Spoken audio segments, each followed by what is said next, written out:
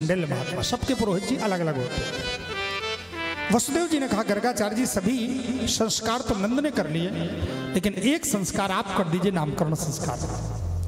गर्गाचार्य जी जैसे ही महल में पहुंचे, आहा एक बात बता दें सबके लिए, गर्गाचार्य जी बहुत अच्छे विद्वान हैं, ज्योतिषी भी हैं अच्छे और भक्त भी। विद्वान के साथ साथ भक्त हो तो कहना ही क्या है। गर्गाचार्य जी को जैसे ही देखा नंद जी ने, तम दृष्ट्वा परम प्रीत सहसोत्थाय कृतांजलि। जैसे गर्गाचार्य जी को देखा हाथ जोड़ करके खड़े हो गए। ये हमारी भारतीय संस्कृति है। गर्गाचार्य जी नंद जी के गुरु जी नहीं है, ना पुरोहित है, ना इनके पंडित जी हैं, लेकिन इन्होंने जैसे ही देखा कि विद्वान हमारे नगर में आए हैं तो देख करके खड़े हो गए और जय सिया राम किया, नमस्कार किया, अभिवादन किया। ये हमारा संस्कार है। ऐसा नहीं है कि उनके गुरुजी आए हैं, हमें क्या करना, दरवाजे पे खड़े हैं, क्या लेना देना है। गुरुजी सबके होते हैं, भगवान सबके होते हैं, संत सबके लिए होते हैं। ऐसा नहीं है कि जिनके घर आए हैं उन्हीं की समस्या का समाधान करें, जिनके घर आए हैं उन्हीं की बात सुने, जिनके घर आए हैं उन्हीं को रास्ता बताएं। वो सबके लिए होते हैं। जो पूछेगा, जो जुड़ेगा, उनको समाधान बताएंगे। इसलिए कभी भी हमें संकोच नहीं करना चाहिए। इससे हमें हमारा संस्कार प्रकट होता है। अगर गुरुजन दिख जाएं, कोई संत दिख जाएं, आपके रास्ते से निकल रहे हैं, आपके मकान के सामने से निकल रहे हैं, आप मकान के सामने खड़े हो दरवाजे पर, अंदर हो कोई बात नहीं, लेकिन खड़े हो तो भले ना पहचानते हो, जय सिया राम तो कर लो, उसमें क्या घट जाएगा। जय सिया राम कर लेना चाहिए। यह हमारा संस्कार है। नंद बाबा ने किया, जो प्रसंग कहता वही मैं कहता हूं, अलग से कोई बात नहीं। तम दृष्ट्वा परम प्रीत सहसोत्थाय कृतांजलि। हाथ जोड़ करके नंद बाबा ने अभिवादन किया, प्रणाम किया। गर्गाचार्य जी से कहा गुरुदेव आप जैसे विद्वान मेरे नगर में आ गए, इससे बड़ा सौभाग्य क्या हो सकता है। आज मैं सोच रहा था कि अपने बेटवा का नामकरण संस्कार करवा लूं, शांडिल्य महात्मा को बुलवा लूं, बड़ा अच्छा मुहूर्त है, लेकिन आप आ गए हैं तो आप ही मेरे लाला का नाम रख। गर्गाचार्य जी ने कहा मैं अगर नाम रखूंगा तो कंस को पता चल जाएगा, क्योंकि मैं वसुदेव का पुरोहित हूं। कंस पापमती, कंस की पाप बुद्धि है, तो कंस तुम्हारे बच्चे पर विपत्ति डाल देगा, इसलिए मुझसे नाम मत रखवाओ। नंद बाबा ने कहा भले मुझे कोई उत्सव ना मनाना पड़े, मैं किसी को ना बताऊं, लेकिन आप जैसे विद्वान आए हैं तो नामकरण आप ही करेंगे मेरे लायक। आप चलिए गौशाला में नामकरण करते हैं। और गौशाला ले जाकर के गर्गाचार्य जी नंद बाबा को पहुंचे। बोलिए भक्त वत्सल भगवान की। गौशाला में जैसे ही जाकर के, थोड़ा पीछे बगल में जाकर के कोई, एक तो ये बगल में ही है हमारे। बोलिए युगल सरकार की जय हो। गौशाला में जाकर के गर्गाचार्य जी बैठ के कलश जला करके नामकरण संस्कार का दर्शन करें। बड़ा प्यारा दर्शन है, बड़ी प्यारी जाके। नंद बाबा ने यशोदा मैया से और रोहिणी मैया से कहा रोहिणी यशोदा दोनों अपने अपने लाला को लेकर के आओ, गर्गाचार्य जी आए हैं, बहुत अच्छे विद्वान, उनसे नामकरण करवाएंगे। मैया यशोदा अपने लाला का श्रृंगार की, रोहिणी अपने लाला का की। रोहिणी के लाला गोरे हैं तो बढ़िया नीली झंगली पहनाई, गोरे को नीला कपड़ा अच्छा लगता है। और यशोदा के लाला सांवले हैं तो सांवले को पीला कपड़ा अच्छा लगता है, तो बढ़िया पीली झंगुली पहनाई। पाँव में पैजनी, कमर में करधन, बालों में बढ़िया सुंदर छोटी सी चुटिया बना दी, आंख में काजल लगाई, डिठौना लगा दी, कांख में दबाई। दोनों माताएं चल दी गौशाला की तरफ। ये झांकी देखिए, जब दोनों माताएं चली तो रास्ते में खुसुर खुसुर शुरू हो गया। माताएं चलती हैं तो कुछ ना कुछ बातचीत होती रहती है, कुछ ना कुछ खुसुर खुसुर। अब दोनों शुरू हो गई। रोहिणी जी यशोदा जी ने कहा रोहिणी ये गर्गाचार्य जी सुना है बहुत बड़े विद्वान हैं। हाँ बहन बहुत बड़े विद्वान हैं, तो आज इनकी परीक्षा न ले ली जाए। कैसे बहन? बहन ऐसा करते हैं, अपना लाला मुझे दे दे, मेरा लाला तू ले ले। अगर गुरुजी जानकार होंगे तो बता देंगे, नहीं उनको क्या पता कौन किसका लाला है। और दोनों माताओं की साठगांठ हो गई, अदला बदली कर लिया, एक दूसरे के लाला को कांख में दबाई, पहुंच गई गौशाला। गर्गाचार्य जी तो तैयारी किए, कलश जलाए बैठे थे। स्वस्ति वाचन पढ़ के नामकरण की बारी आई। बोलिए भक्त वत्सल भगवान की, बोलिए युगल सरकार की, कृष्ण कन्हैया लाल की जय हो। जैसे गर्गाचार्य जी नामकरण करने के लिए यशोदा जी की गोदी की तरफ देखे तो गर्गाचार्य जी देखते रह गए। यशोदा की गोदी में तो सांवले होने चाहिए, गोरे कहां से आ गए। देखते देखते देखते गर्गाचार्य जी सोचने लगे, क्या परमात्मा का अवतार नहीं हुआ? मैं ध्यान लगा करके देखूं। और जैसे गर्गाचार्य जी ने ध्यान लगा के देखा, ओ हो,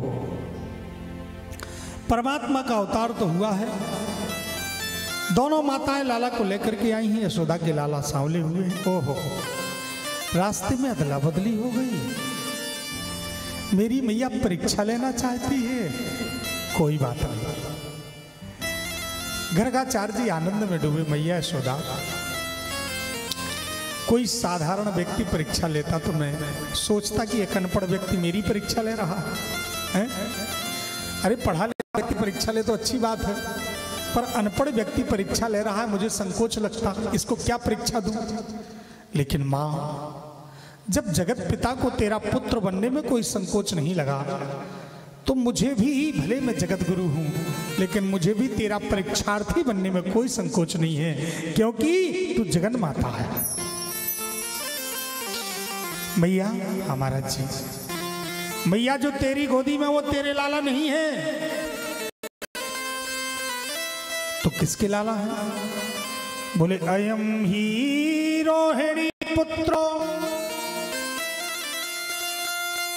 अयम, ये जो है ना, ही निश्चयवाचक व्याकरण के अनुसार, ही अथ किल आदि शब्द जहां लगता है वहां निश्चय ही होता, संदेह होता ही नहीं। अयम ही रोहिणी पुत्रो, ये रोहिणी का बेटवा है। यदा जी ने देखा रोहिणी जी की तरफ बहन निकल गए, महत जी पक्के जो। रोहिणी ने कहा, मैंने कहा ना बहुत जानकार है महाराज जी। हाँ महाराज जी, रोहिणी का ही बेटा, रास्ते में अदला बदली हो गई थी, नामकरण कर दीजिए। सुधारानी,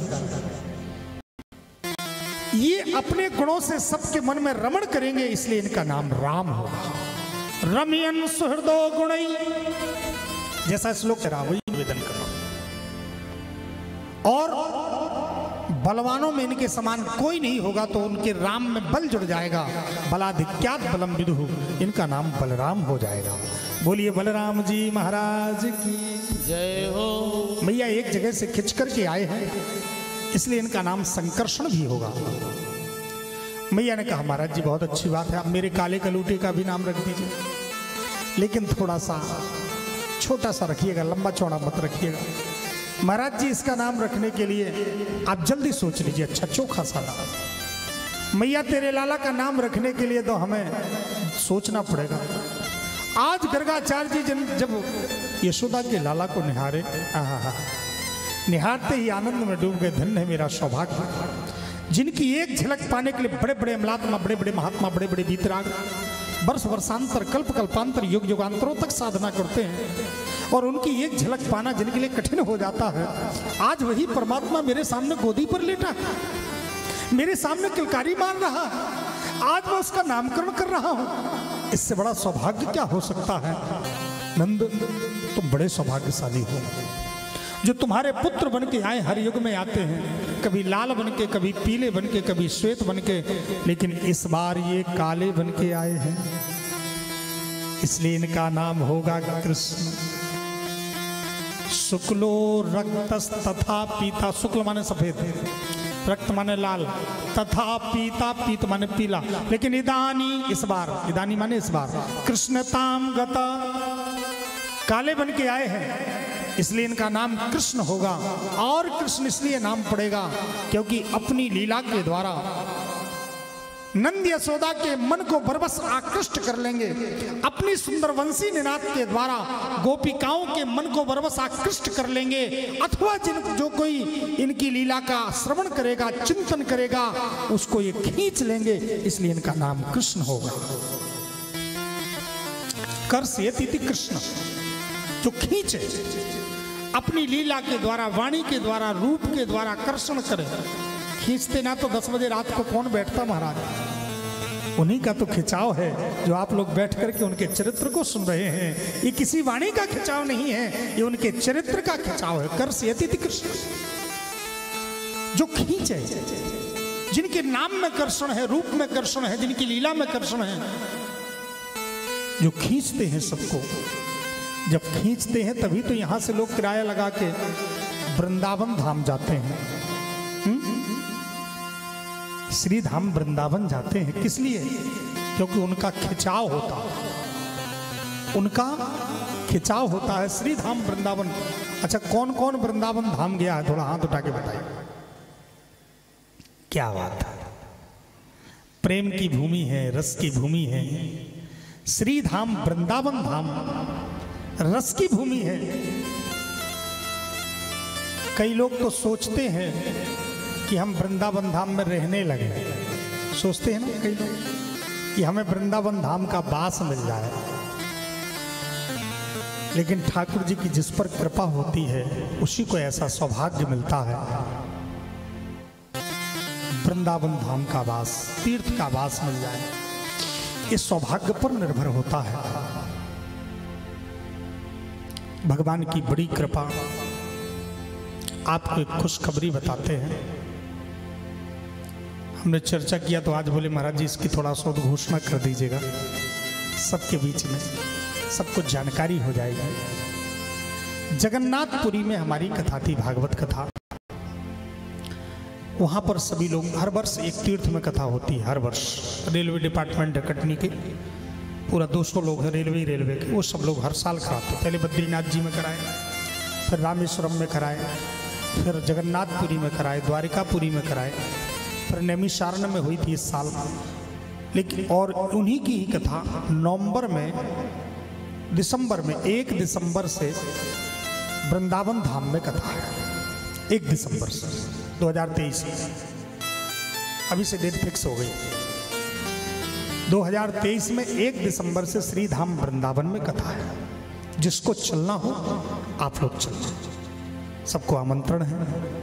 विशेष बात बताएं, हम जो सोचे नहीं थे वो ठाकुर जी जो करते हैं, वास्तव में बड़ी कृपा है, बड़ी लीला है उनकी। जगन्नाथपुरी में कथा चल रही थी तो सब लोग बैठे, बोले गुरु जी, अब जो शिष्य लोग भी थे, भक्त लोग भी थे, बोले गुरु जी आप आश्रम वृंदावन धाम में बनाइए।